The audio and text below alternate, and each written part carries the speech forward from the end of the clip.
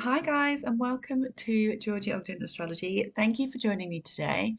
So in this video, I am going to be delineating Amy Winehouse's birth chart along with her transits and her progressions. We're just going to be diving in more of a simple way. So if you are new to astrology and you're trying to learn a bit more about how to pick apart a birth chart, this is great for you. It's also great if you have an interest in celebrity charts. This is a really, really interesting chart of Amy Winehouse. One of my favorites to look through because I just find it so telling of her story of her life. So let's get into the video. So now, first of all, what we want to look at is obviously her big three being rising sign Gemini, sun in Virgo, moon in Capricorn. Now, Amy Winehouse was obviously she was a very famous singer, so hugely creative. This very much comes from her Gemini ascendant, being good with her words, songwriting. She was an incredible songwriter, um, and we can really get this from Gemini. So there's loads of famous rappers that have Gemini placements because Gemini is obviously it's ruled by Mercury, so it's communication, it's spoken word, and because of this, people that are songwriters, and rappers good with their words have Gemini placements because Mercury is the ruling planet. So she was obviously a very creative person, but she actually really didn't like the fame side of things. She struggled with the fame. So let's have a look and we see if we can spot this in her chart. Now, typically Gemini on the ascendant, this is how you're approaching the world, is very communicative, very inquisitive.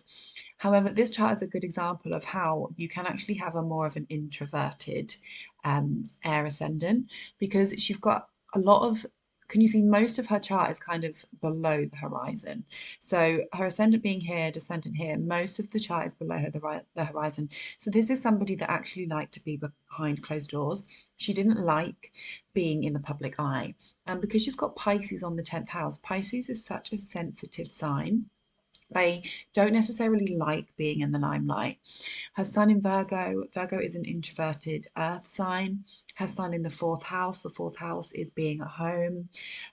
It's naturally ruled by Cancer, so it's all about the home, feeling emotionally secure. And this is where her sun and her Mercury were. And then her moon in Capricorn in the eighth house. The eighth house is a very, very deep and sensitive house at 0 degrees. So there is some karmic lessons here for her to learn. But being in Capricorn, again, it's an earth sign. Capricorn is fairly closed off. They're not, generally speaking, they're not, you know, flamboyant and open and out there. They tend to be keep themselves to themselves a little bit, as with all the earth signs. So just from looking at those, so her chart ruler being in the fourth house, her sun being in the fourth house, and her moon being in the eighth house in Capricorn, those key elements of her chart are introverted. So we can definitely see that this is somebody that, although she did have an incredible talent and she was obviously extremely famous, she actually struggled with that side of things. And if you watch the documentary, I can't remember if it's on Channel 4. It was on Channel 4. They did an amazing documentary about her, which was really, really informative. And the fame part was what she struggled with. She never wanted to be famous. She just wanted to make music. Now, um, let's have a look at the creative side of her. So she has let's think about the third house because the third house is your voice and it's communication, it's connecting with others, and it's like it's singing and words and yeah, singing. And she's got Venus here. So Venus is obviously creativity, being in the third house, good at communicating, good at expressing herself, and she expressed herself in a creative way. Leo is the sign of creativity, and with Mars here as well, she had the energy to do so. Now, unfortunately, her Venus is retrograding, and because of this, she did struggle with self-love. She notoriously struggled with her relationships. I think her partner at one point had cheated on her, and obviously we don't know the real inner world of how much she struggled with her relationships and her self-worth. But looking at this Venus being retrograde and conjunct Mars, it would suggest that she she did struggle with her values and really applying her self-worth to her relationships. And you've got this trine here with Neptune as well, which can be a bit kind of seeing things through rose-colored glasses. She's got her Neptune in the seventh house, so she would have perceived her partners through those rose tinted glasses. And with it square trining her Venus, this is pointing towards her relationships. So her relationships with other people, even though this is good for creativity, extremely good for creativity, which she was really creative, this trine itself with Neptune, you know, you've still got that Venus and Neptune connection. Whether it's a trine or not, she would have not been seeing things clearly. Neptune in the seventh house, it's seeing your partners not for who they truly are. It's really seeing the best in other people. Okay. So even though on the one hand that is a beautiful quality to have, it's not so great when somebody's taking advantage of you. And when you've got Venus retrograding, that can happen. People can take advantage of you because you actually don't really understand your self-worth. She's also got, so she's got a packed seventh house. She's got her south node here. So past lives of relying on other people, needing other people, really worrying about what other people think too much.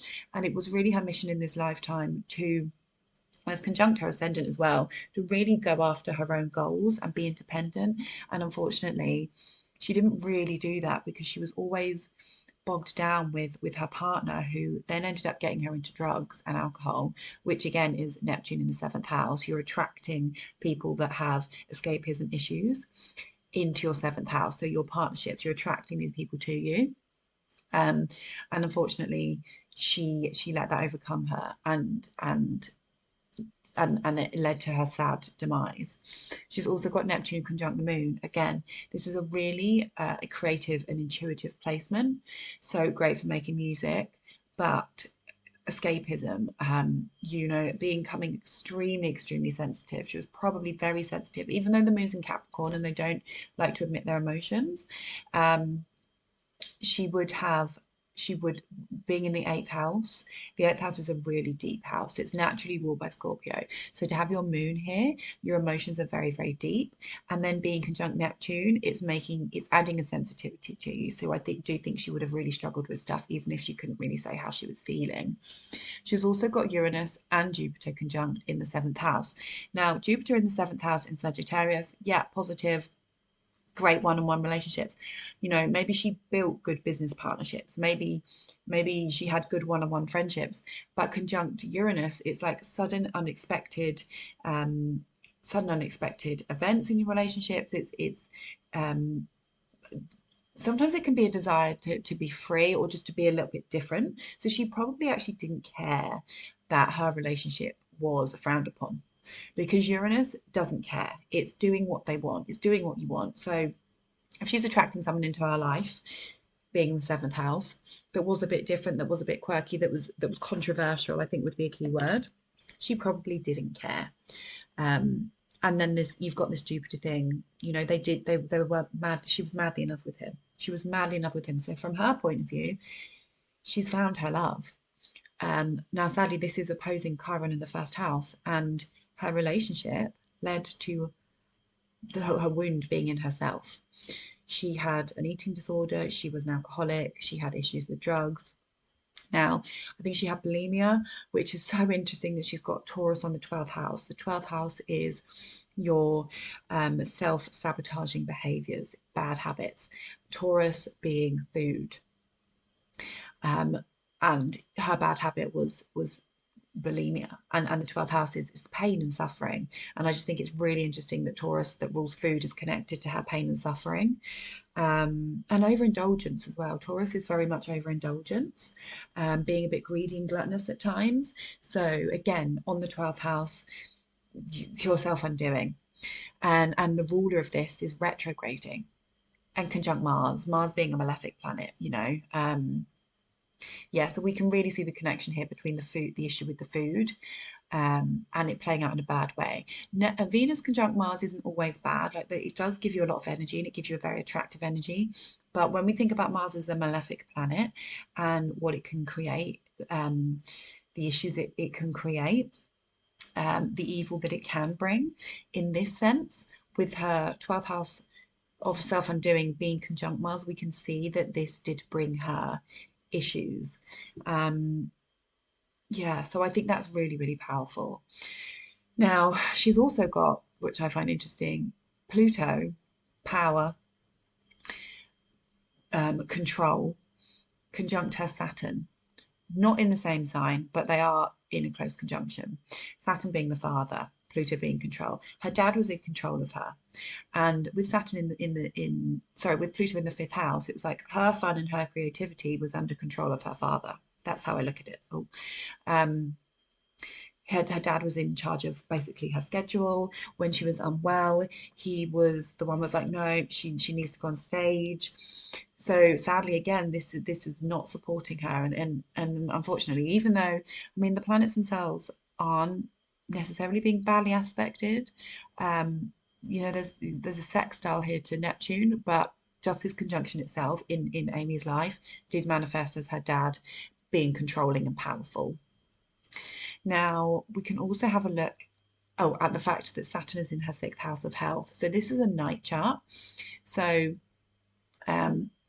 Venus is her biggest benefic, so her biggest help. And unfortunately, we've already discussed what Venus is doing. It has helped her a bit with the creativity, not so much with the eating disorder and being retrograde. And then Saturn is her biggest malefic. So her most difficult planet to deal with is Saturn. It's in her sixth house of health. Okay.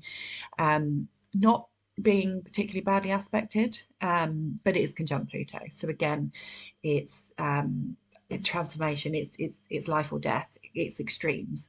And in her case, her health. Well, we'll come on to that in a second. But her health from the drinking, from the self-sabotaging behaviours, all linked to her relationship, was what led to her demise. Now, we want to look at her career house. Because on the one hand, Saturn in the sixth is somebody that works hard, someone that's a bit of a workaholic. So we could say that she was probably a workaholic. She probably worked very hard, whether it was being forced by her father or not. But let's look at her success and how her success is manifested. So second house of finances is in Cancer, and the moon is over here in Capricorn in her eighth house. So other people's money was involved. Obviously, she earned money from other people. Conjunct Neptune. So in her case, this was being creative. She earned money through creativity, which is true. Now, the ruler of her sixth house of daily work is Mars and Pluto. So traditionally Mars, which is over here in her third house of creation and communication and connection with others and singing. And then Pluto, being the modern ruler of this house, is here in the fifth house of creativity and expression and being on stage, which she was. 10th house of career is in Pisces. Now, like I said, Pisces on the 10th house, this is someone that's very sensitive, but very creative. And she was so creative. And she's got her part fortune here. So this tells us her career is where she finds her fortune. However, look at these squares. So it's squaring Chiron. So there was this pain in who she was, in her identity, this pain within her, squaring her part fortune. So her career was affected by this wound, this inner wound. It's also squaring this Jupiter-Uranus conjunction. So again, this is in her relationship house. So it's almost like her relationship was the cause, was stopping her from fulfilling her career. Even though she obviously was very famous, but there was this tension, and it was her relationship that actually ended her life, ended her career.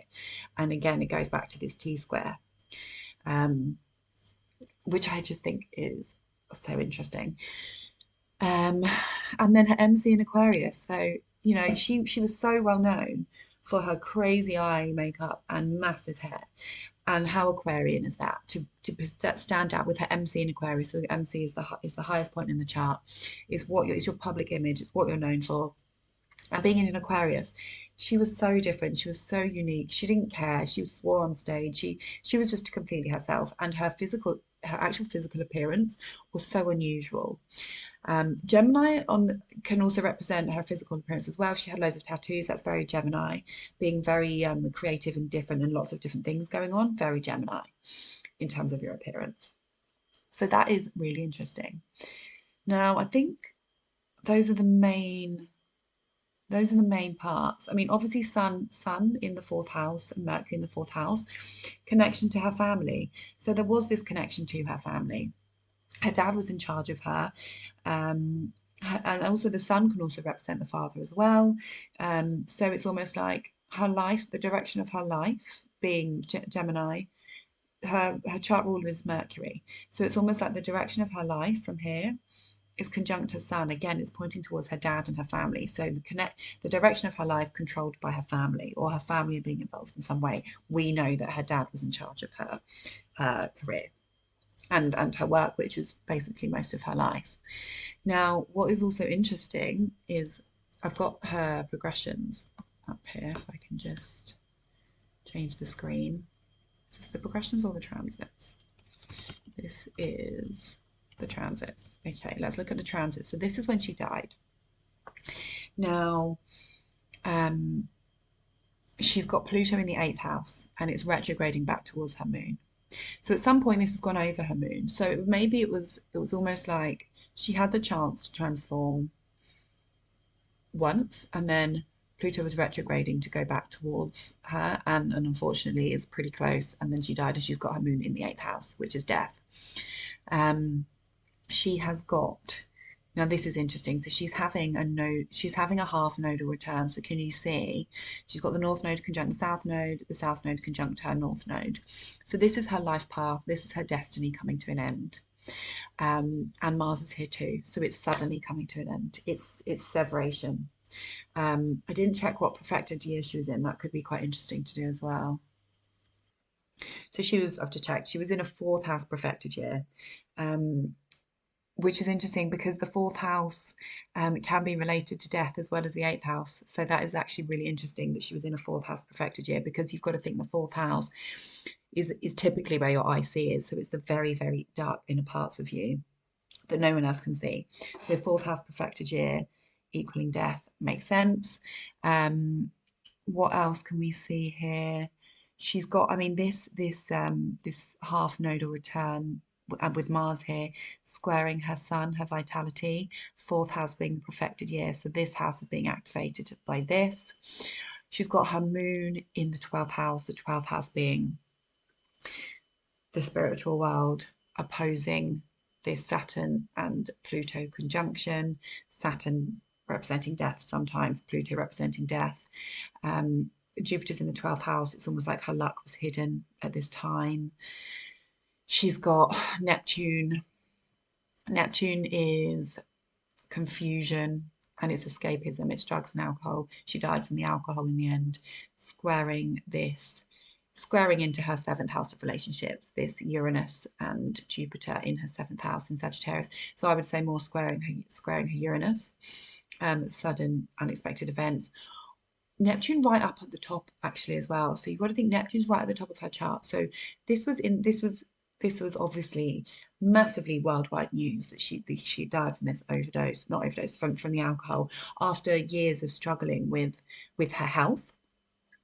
And now Neptune's up on the 10th house and everyone's like, oh, she died of drugs, she died of alcohol, because that's what she was known for in the end. And Neptune's right up here.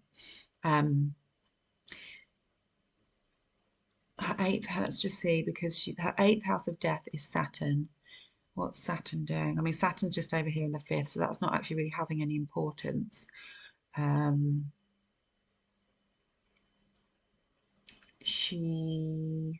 Natal, oh, but it's okay. So her natal Saturn is ruling her 8th house of death and is being opposed here by the moon. So that's symbolic of her dying. And then back to the Neptune thing again, this is also squaring her Chiron in the 1st. So activating that wound and sadly her not being able to come back from that, which is very sad. And then if we move on to secondary progressions.